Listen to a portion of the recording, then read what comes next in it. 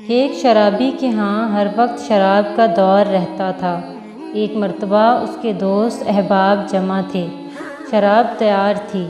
اس نے اپنے غلام کو 4 درہم دیے کہ شراب پینے سے پہلے دوستوں کو کھلانے کے لیے کچھ پھل خرید کر لائے۔ وہ غلام بازار جا رہا تھا کہ راستے میں حضرت منصور بن عمار بصرہ رحمۃ اللہ علیہ کی مجلس پر گزر ہوا۔ وہ کسی فقیر کے واسطے لوگوں سے کچھ مانگ رہے تھے اور فرما رہے تھے کہ جو شخص اس فقیر کو 4 درہم دے میں اس کو 4 دعائیں دوں گا۔ اس غلام نے وہ 4 درہم اس فقیر کو دے دیے۔ حضرت منصور رحمۃ اللہ علیہ نے فرمایا، بتا کیا دعائیں چاہتا ہے؟ غلام نے کہا، میرا ایک آقا ہے، میں اس سے خلاصی چاہتا ہوں۔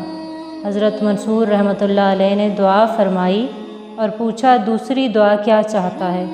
غلام نے کہا، مجھے ان درہموں کا بدل مل جائے۔ حضرت منصور رحمۃ اللہ علیہ نے اس کی بھی دعا کی۔ پھر پوچھا، تیری تیسری دعا کیا ہے؟ غلام نے کہا، حق تعالیٰ میرے سردار کو توبہ کی توفیق دے اور اس کی دعا قبول کرے۔ آپ رحمۃ اللہ علیہ نے اس کی بھی دعا کی۔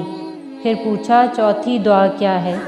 غلام نے کہا، حق تعالیٰ میری، میرے سردار کی، تمہاری اور یہاں مجمع میں موجود ہر شخص کی مغفرت کرے۔ حضرت منصور نے اس کی بھی دعا کی۔ اس کے بعد وہ غلام خالی ہاتھ اپنے سردار کے پاس واپس چلا گیا۔ سردار اسی کے انتظار میں تھا۔ دیکھ کر کہنے لگا، اتنی دیر لگا دی؟ غلام نے قصہ سنایا۔ سردار نے ان دعاؤں کی برکت سے بجائے غصہ ہونے کے اور مارنے کے یہ پوچھا، کیا کیا دعائیں کرائیں؟ غلام نے کہا، پہلی تو یہ کہ میں غلامی سے آزاد ہو جاؤں۔ سردار نے کہا، میں نے تجھے آزاد کر دیا۔ دوسری کیا تھی؟ غلام نے کہا، مجھے ان درہموں کا بدلہ مل جائے۔